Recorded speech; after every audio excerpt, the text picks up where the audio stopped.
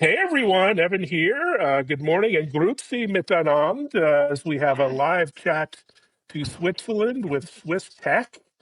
Yes. Patricia, how are you? I'm doing fine. It just snowed today a little bit. I'm calling from Bern. It's the capital of Switzerland, but I've learned that you've been to Switzerland many times. You've even lived here. So grüezi, Yes, even. very fun. Grüezi, and Yeah. thank you for joining. That was, gosh, probably 30 years ago, feels like a lifetime. But in the Yes. meantime, Switzerland has been punching above its weight class in technology and innovation and R&D, and it's been a fascinating journey to watch. Before that, maybe introduce yourself and what is Swiss Tech and your role in Yes. promoting nurturing Swiss technology. Yes. So my name is Patricia. I'm from Present Switzerland. Present Switzerland is part of the Federal Ministry of Foreign Affairs, and I'm the Swiss Tech campaign manager. And very easily put, so Swiss Tech, it's a campaign that is run by 4 private-public organizations with the goal to promote Swiss innovation abroad. And to do this, we have built this platform, the Swiss Tech Pavilions, that we bring to all major global tech events and trade shows. We were just at CS in January, and we give a strong brand, strong visibility to startups, important innovation ecosystems from Switzerland, and increase their chances of meeting with investors, business people, to grow their success. Yes, well, great mission, and really matters for Switzerland's positioning in the global tech landscape as a small country rather. Lots of small and not so small companies, particularly in Bern, we have so many pharma Yes, innovators and even giants. But Switzerland ranks consistently in the yes, top of these global innovation indexes, right at the yes, top. What are some of the factors beyond, yeah. the obvious smart people and smart education system and on? But what's the magic behind that? Yeah, so it's actually the 15th consecutive year, that we are the most innovative country in the world, and I would say it's really a mix of many factors. First of all, we have very, very strong research. Yeah, we Mm. have world-leading universities, and well, we'll come to this maybe later. So strong research, big talent. And I think one other very important factor is that Switzerland really invests a lot into R&D.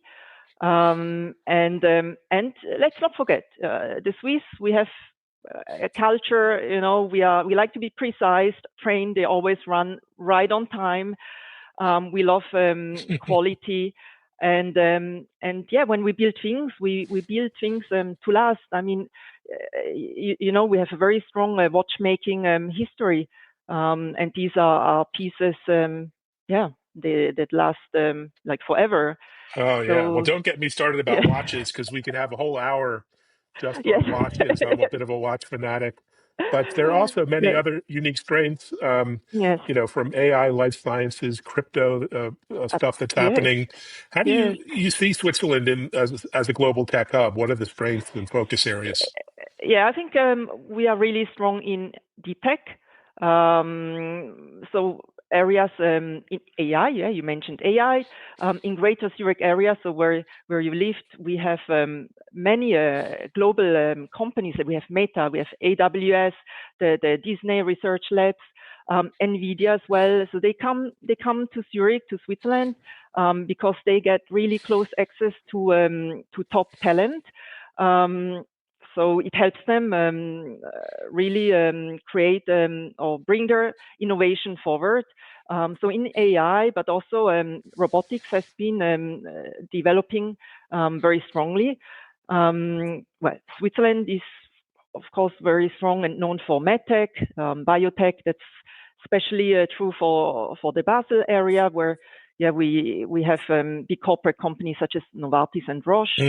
Mm. Which are also important partners for and innovation drivers, and And we another sector we are strong is all that is around precision manufacturing. And Switzerland has what we like to call the hidden champions, SMEs that are so specialized and supply big tech companies such as Tesla and so I think so many a little bit companies that aren't necessarily on the radar. They don't make absolutely, the Wall Street Journal. So hence your job is really crucial to yes. getting them seen and heard outside of Switzerland. We talked about the academic excellence. I had the privilege of spending a couple of years at the ETH in Zurich, Yes. studying Elektrotechnik auf Deutsch. Das war sehr interessant. Oh, And wow. learning a bit of Swiss German, Schweizerdeutsch. So, which is a little difficult, I'll be frank. But what role does the Swiss academia play in public-private partnerships and seeding the global tech talent? Yeah, so they are for us. They are really you could call it a powerhouse that builds talent, but also drives research. So we are very lucky to have two of world's leading universities. You just mentioned ETH Zurich, but also EPFL in Lausanne. So they last year in the university rankings in Europe, ETH was number 1, EPFL number 10. And according to Deal Room Deep Tech, the European Deep Tech report that was released last year, ETH Zurich is number 2 in that created the most deep tech spinout value. So these figures they speak a lot, and as I mentioned, so they really educate the next generation of top researchers and talent, and they have built their own ecosystems already at the university. So they have now as a next step of the different research labs, you have you can find different incubators, accelerators that specialize for these university projects, and they accompany these very scientific teams on bringing their innovation to the market.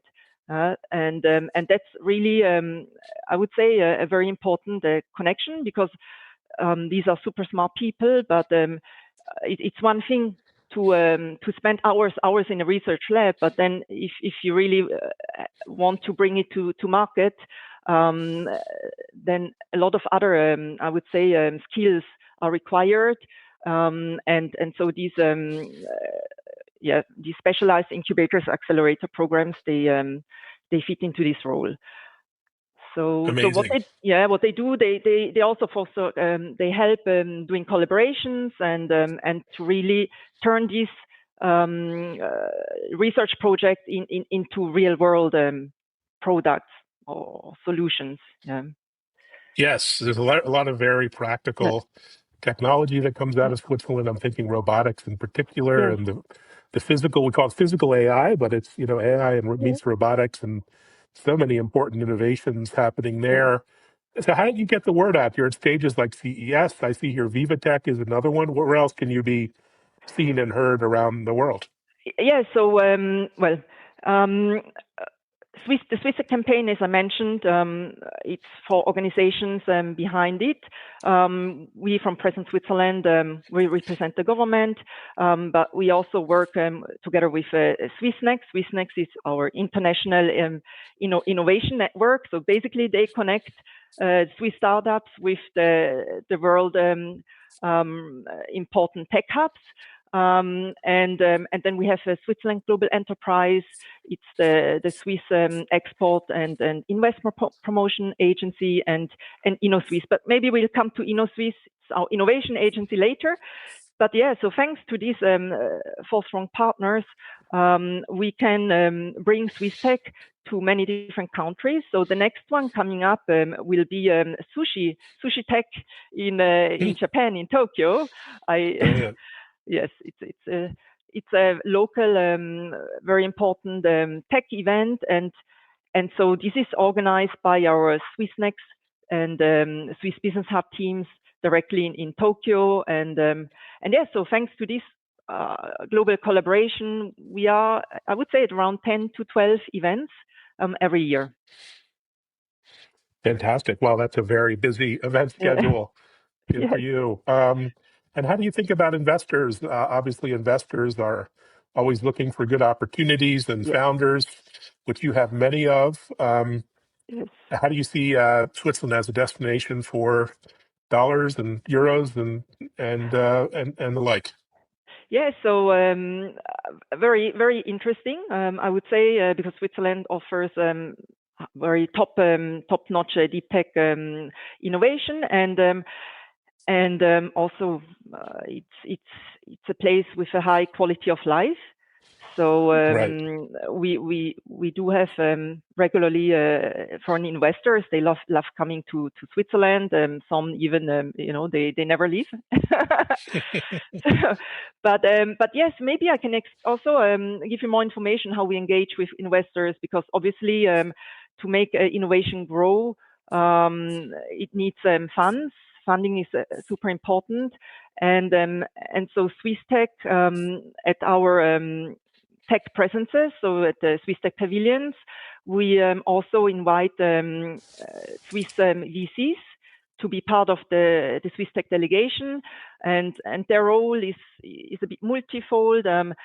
First of all, they will network with our own startups, but also their mission is to represent Switzerland abroad at these tech fairs, to also network with the foreign investor networks, and do this very important exchange, yes, with Switzerland and many other countries, and since we like to be innovative, we last year went even one step further. So we created our own pitching competition, the Global Deep Tech Battle, which we launched at VivaTech for the first time. Then at Slash in Helsinki in November, that was the second time, and we also built up on the success and run it at CS in January, and it's a format. So we specifically wanted it to be global because we want to really invite the best of deep tech startups to come to the Swiss Tech Pavilion and pitch their innovations in front of an international jury. So, competition usually drives output in innovation. So it's also a means for Swiss startups to, go battle against the best other innovations. And so we, for us, it's very important to have an international jury that consists of different profiles. So of course, we have people that are experts in a specific field, but we also invite investors and journalists. So maybe next time you could also sit in one of the juries. Yeah, no, I'd love that. And I promise to be fair and not biased towards all Swiss things. But that's fantastic. I also noticed while you were speaking, you're exhibiting at Mobile World Congress in Barcelona, where I'm off to in just a few weeks. Okay. And I'm sure there's some really interesting Swiss startups and companies there as well.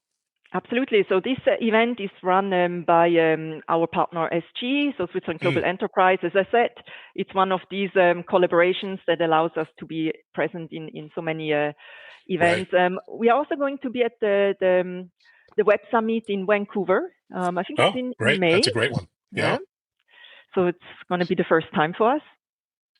What are some of the, I mean, looking forward over the next few years, so many opportunities, but also challenges over the next decade. You have global economic challenges. Of course, we won't get into politics, but things like tariffs and other barriers are being discussed, immigration challenges. But how do you see yourself staying ahead of all of this from a strategy standpoint?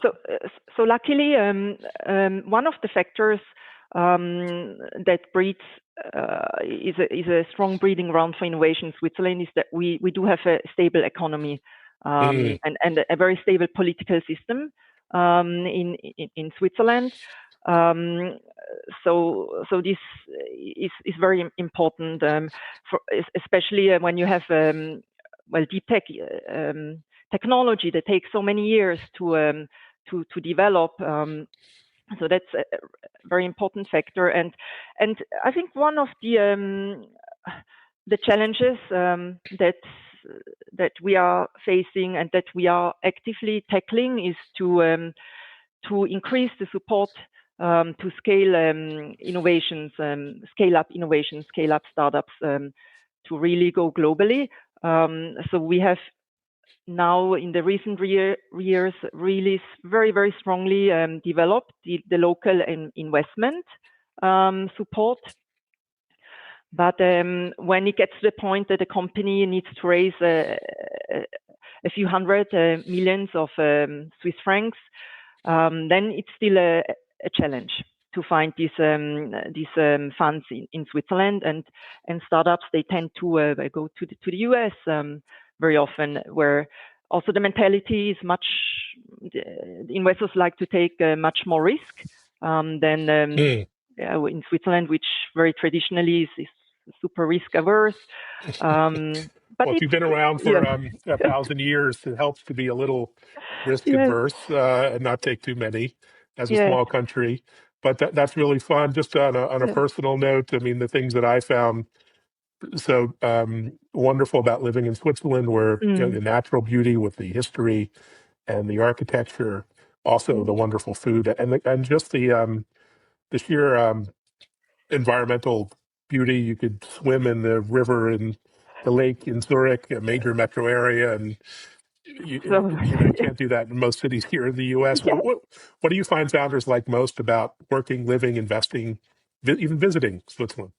Yeah, so actually, also a fun fact about myself, I've lived and worked abroad for 15 years. So I came back to Switzerland recently, almost 2 years ago. And I'm from the eastern area, so St. Gallen, near a beautiful lake of Constance. And so when I arrived at Bern, I mean, I've visited Bern a few times before, but I've never lived in this region before. And indeed, as you said, people, they swim in the river. And let me tell you, in summertime, I mean, it's a festival on the river. There's even the custom that the people, they go to the next town, which is, I think it's a half an hour car drive from Bern to Thun. They bring their floatable boats, and then they how do you say, they cruise down the river to Bern. And when it's hot in summer, I mean, it's full of people, and they're just having a blast, and people swimming, all ages, young, old. It's fantastic. So this, I've lived in France. You don't see it. You don't see there. You don't even want to put your foot in the Seine River, you know. No, not if you want to stay well. And well, look, I mean, wonderful to see you. I'm sure we'll meet you out at the many events in the future. And thanks so much for sharing just a peek behind the curtain at Swiss Tech. Thank you, Evan. It was really a pleasure to be here with you today. And have a nice discussion about Switzerland and old times for you. Thank you. Merci vielmals, as they say. Merci vielmals. And everyone, that's about as far as I'm willing to go. But thanks everyone for listening, watching, and sharing this episode. Also, check out our TV show, TechImpact.tv, now on Bloomberg TV and Fox Business. Thanks, everyone. Thanks, Patricia. Thank you. Bye-bye. Bye-bye.